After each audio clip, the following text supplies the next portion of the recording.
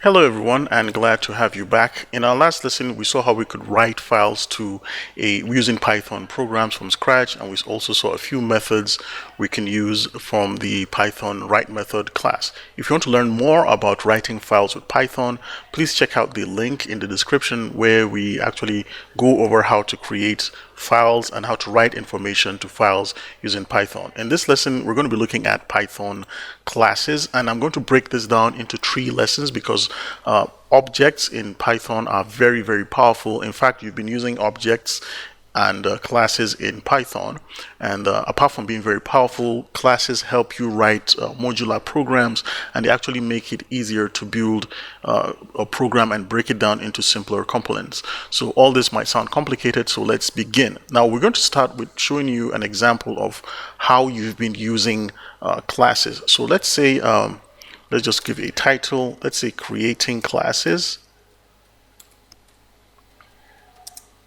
with Python. Now, Python understands that a class is a template for building instances or things called objects. Everything in Python is basically an object that is derived from a base class type. So all this might sound confusing, but let me just prove to you that you've been using classes and objects all throughout this course. So the first thing I'll do is to create a number. I'll create a variable called number to hold a reference to the number 23. I'll create another variable called name to hold a reference to a string called GabbyCat. Feel free to use your own name here. And I'll also create another variable to hold a reference to a float value. So I'll just set that float value to say 23.05. I'm using fuel price because of the sad ongoing reality of the energy economics in the world right now. And I'll create a list of items called number. So I'll just pass in the items I created right now. So I'll pass number, the name, the fuel price, and I think I forgot one. Okay, well, that's it. So number, name, and fuel price. So now if I print out the type of object each of these items are, so I'll use an F string. And again, if you'd like to find out more about how to use the format specifiers in Python, check out the format specifier lessons, which is a great way for you to present your output in Python. So I'll use a comma and another comma. And what I'm going to do is to type a function that will get me the type of data this item is. So I'll start with number, and I'll also print out the type for name. And I'll also print out the type. So I'll say type for fuel price, like so. So if I run the script, I should get the 3 types of items here. So it tells me this is an integer, this is a string, and this is a float for each of these item types. And if I even wanted to make this readable, I'll just say number is of type so, like that. Or we can even do this. We could just provide that variable reference here. Sorry, I'll say number. Number is of type so and so. And this will say name. So I'll just pass in the name as a variable. Is of type, like so. And then the last one we're going to do is for our fuel price. So we'll just pass in the placeholder, and I'll say fuel price is of type, like so. Right, so let's save that and run this. This will just give us an excellent output. So 23 is of type integer, GabbyCat is of type string, and this guy right here, 23.05, is of type float. Now we can actually see something in common here. It tells us it's a class integer, this is a class string, and this is a class float. So it means each time you create these objects, they are of a base parent class, and each time we're creating these objects, we're actually referring to instance of those classes. That's why everything we have here are all classes. We can also print out the items as well. We can add the items here if we want, but I'll just leave it as that. But we can always add to print out the type of item. If we wanted to get the functions that exist in a class, because a class can contain functions that allow you to do something to its objects. So for instance, now we have the number object, which is of a class integer. Let's print out the help for int. That's help for integers. If you wanted help for strings, it will just be help str, like so. If you do that, it will print out the help for the string class, and you can actually see the objects here. So class string creates a new string object from the given object, and these are all the methods. If I hold on the return key, we can actually see all the methods here. For instance, we have the len, which returns the length of an object. So let me go ahead and close this and then close that as well, and I'll comment this out so that we don't see this each time we run our example. So for instance, if I wanted to round the fuel price to a whole number, I'll just say round. I'll use a round method and I'll pass in the object. So I'll say the object I want to change to round this figure is the fuel price, and I'll create a variable to hold a reference for this. So I'll just call that fuel, like so. And if I wanted to see the result, I'll just print out, I'll say fuel. Well, let's just print out fuel for easy reading. So I'll just do that, and if I run this, so we can actually see it's actually initially it's 23.05, but I've rounded this to a whole number. It's now 23, right? So I've actually done that with the fuel type. We can also look at the string. A string has a len method that we can use to return that value. So let's say let's get the length of characters in this object, string object called name. So to do that, I'll just say len, and then within the len method, I'll pass in the name of that object, which is name, which is right here, this one. I won't pass in the string, just the name. It knows that it's a string. And if I wanted to also see that, I'll just create a variable. I'll say letters equals len name. So I'll also print out the letters like so. You could also simply do a print, and then you pass in the len and then the object name as well. These are all valid ways of printing out the result. So let's run this and run without debugging, and we can actually see 88 right here. So the reason why I always like using format specifiers is because it actually helps you get your output in a very nice way. So what I'll do right here is to use a format specifier and say length of items, or we'll just say number of characters in name, and then we'll pass in the format specifier and use s since this is a string, and then we'll use the format specifier symbol again and specify which variable we want, which is this one called len. So if we run this, we should actually see in our output number of characters in name is 8. Right, so this is actually a nice way to read your output instead of just seeing a number called 8. Again, if you want to actually see how format specifiers work for this style or this style, you can actually check out the link in the description right here. You can just click it and you can actually see what's happening in there.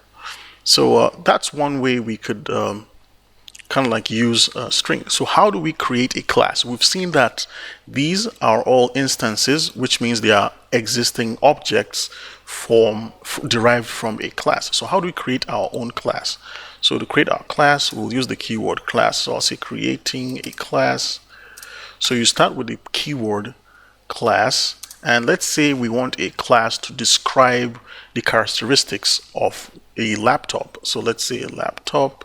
Now this could be any laptop and it could be any company. So this is an empty class that does nothing. So you actually use the keyword pass. Remember the indenting in Python. If I do this, Python will actually not understand what I'm trying to do. But once I indent the keyword pass, it means this is an empty class. So I'll just say creating an empty class, and this class actually does nothing.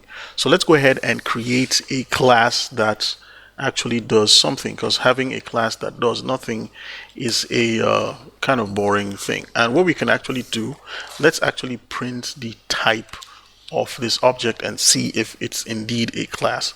So I'll just say print So I'll say laptop is of type,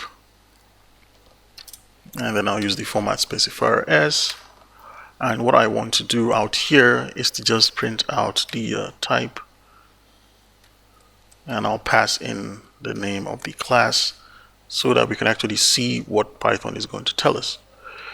So laptop is of class type. I specified that type right here because it's a type. So cool. So what we're actually going to do next is to create a function or a class that actually does something. So let's say we want to get the name of a specific laptop. So let's say class, let's say laptop namer. Oops, I'll just say namer like so. And within this class, we want to create a function.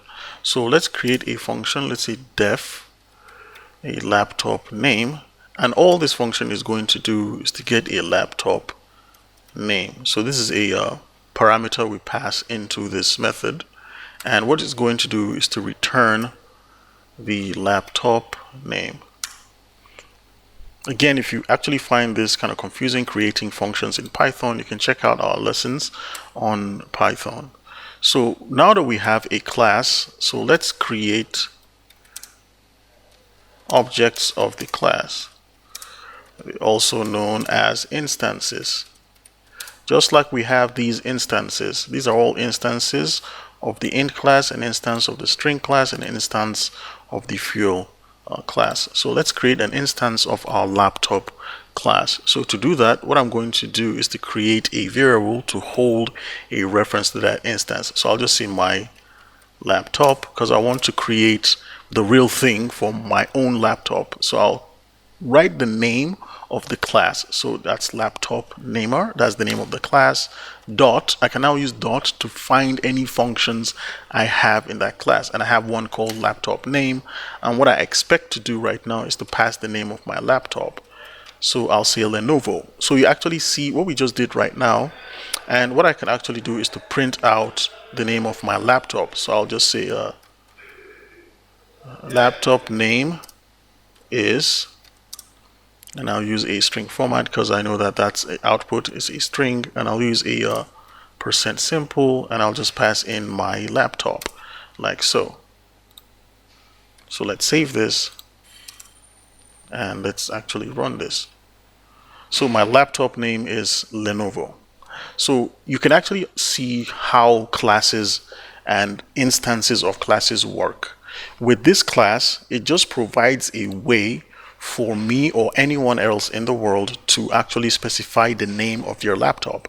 It's not actually doing it right now. If I just look at this class without looking at the instance of the object, I just have a class that has a name that tells me that each time I call a function within that class, a function called laptop name within the class called laptop namer, I should expect to pass the name of the laptop and it will return the name of the laptop to me. So for instance, what I want you to do now is create an object called your laptop, which is going to be equal to laptop namer first, which is the name of the class, laptop namer, and then what I want you to do is press dot to get the list of functions. If you have 100 functions in the class, once you press the dot notation, the functions are going to show right here if you're using Visual Studio Code. So once I pass that laptop name, I want you to pass the name of your laptop. Let's say you have an Acer. So once you pass that Acer, you just created an object that holds a reference to the name of your class right here. So this is the class name dot. This is a method of that class called laptop namer. And then what I want you to do is simply print out on the screen. We'll use an F string this time around. Say your laptop name is, and then you pass in this guy right here, and I'll just fix this typo. I'll just use your, Y-O-U-R, and I'll close this curly brace like here. So if we save that and run, so it says your laptop name is Acer. So these are examples of these classes. Let's go ahead and create another example of a class. Let's say I want to create a class that returns the name of a book author. right? So let's switch away from the laptop. So let's say class, and I'll just say book author, like so. And what I want to do is to create a function within that class. So I'll say def author name. Now, in some examples elsewhere, you actually see them pass in parameters without any name. I like using parameters that anyone can recognize, so I'll just say name, and we can even specify the type of data that name is going to accept when we create the function. For instance, if I wanted this class to hold a string, I'll just do str, which means name is actually going to hold a reference to a string, like so. So if I do this, if I say pass, I actually have a legit class, but a function that doesn't do anything. I wouldn't want a function that doesn't do anything. So what I'm going to do right here is to return name, right? So let's create an instance like we've seen in our other example. So let's say author1, the first author, is going to be equal to the name of the class. So this is going to be book author, then dot that function author name, and then we'll pass in the name of the author. I'll say Stephen King, awesome writer, and then we can print out the content in author, right? So we'll just say let's just try printing out author1. And if we save this and run in, so we actually see the name here, Stephen King. So let's make this readable. So we'll just use, which one do we use? Let's use the format specifier. So let's say name of author, and format S is going to be this object here, this instance called author1. So, and we'll actually use a quote right here. So when we run this, what Python is going to do is to look for this format specifier and look for a variable we want to substitute right here. So it knows I have author1 as a variable. So whenever the name of author1 is, it'll check out the function, the class first, and see if there's a function. And then once it checks out that function, it will return the name we specified to it, and then we can see that result on the screen. So here it says name of author Stephen King. So let's look at a quick final example of a class that actually returns the area of a shape or any calculation. So let's say we have a class called area of square, and I like to use a camel case notation, which means the first letter is going to be capitalized. Now, one way you can also create classes is to pass in an argument here called object. Now, this might look super strange, but it means every class is derived from the object base class. So if I do this, if I say pass, we're actually good to go. This is not going to be an error. Or you can even leave this empty as well. So each of these classes we created, we can actually do this, or in laptop namer we can actually do this as well. This is not going to be a problem. Python won't have issues, and we can pass in object, which means a class will inherit from the base structured object class in Python. So I can actually leave this like this, and we are not going to have any problem as well. So let's actually add some functionality to this class. So one thing to do when you create a class is to provide what the class does. So I'm just going to say calculates the area of a square. That's all our class is doing. Our class is going to calculate the area of a square. So I'm going to provide a description on how it should do this. So I'll create a function called area in our square, and I'll pass in an argument called length, and length is going to be of type integer. And what I'm also going to do right here is to now pass in what it should do. So it's going to return the length multiplied by the length. Actually, let's make this a float because we want precision points, so I can specify it. If you do not specify the data type, Python is not going to complain. It will actually still run. The program is still going to run, no problem. So now that we are returning length, let's go ahead and create an instance of the class to use it. So we have a class right now. So let's create an instance of the class. So instance of the class. So now that's one cool thing. You can calculate the areas of 500 different squares as long as you have one class instance. So let's say square 1, which is our first square. So we'll just say area of square, and we'll pass in our dot, and we'll say area, and then we'll pass in the length of that square 1. So I'll just say 4.23, like so. So if I return this, if I let's print this result out. So let's quickly print out square 1 so we can actually see that result. So it's 17.8929 and a lot of decimal points. Well, let's actually reduce that decimal point and present the result appropriately. So if I say print and I say the area of, and let's use an F string, or let's I'm actually confused what want to use, so I'll just do this. I'll just say square 1 is, so I'll use format D, and I'll say square meters. Oops. And then I'll actually say format and then the name of that instance we created. So I'll just save that and run this. So the area of square 1 is 17 square meters. Now I actually did this. This is for a an integer. So I'll try R. Let's use R, and let's run this. Let's save that. So if you actually use R, R is going to use the raw format of this data type. So it's actually recognizing that this is a double. If you wanted to print out this result and specify the number of decimal places, it will actually be much easier to use an F string.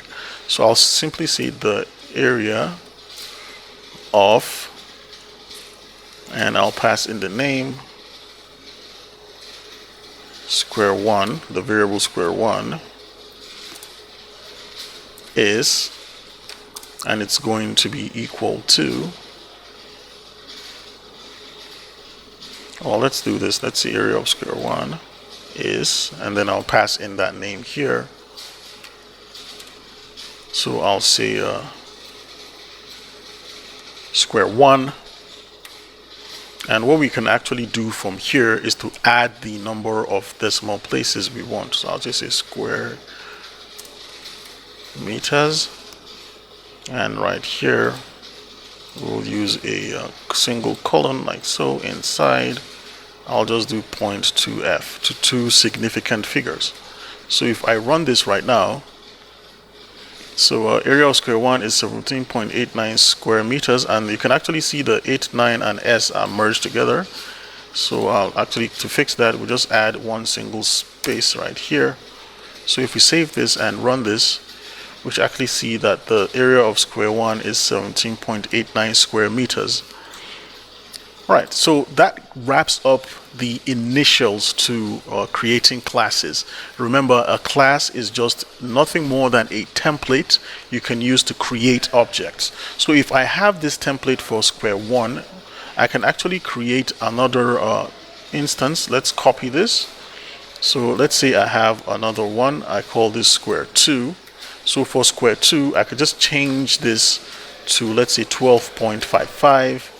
And then if I wanted to print out the results for square 2, I'll just drop this, and then I'll change this to square 2 and change this to square 2 as well. And then once I save that and run it, we should see 2 different results for square 1 and square 2. So these are all the instances that are being derived from a class called area of square. Now, I could easily have said area of shapes, and then within the area of shapes, I could call this area of square. I can now call this another function called area of triangle, and another function called area of a circle, and I can select any of these shapes I want to calculate the area for. So we haven't actually scratched the surface of how we can take advantage of objects and classes in Python, but in our next lesson we actually look more into classes and objects and take advantage of some built-in methods called Dunder methods, and then see how we can use that to create our classes and objects. So thank you very much for watching, guys, and I'll see you in the next lesson.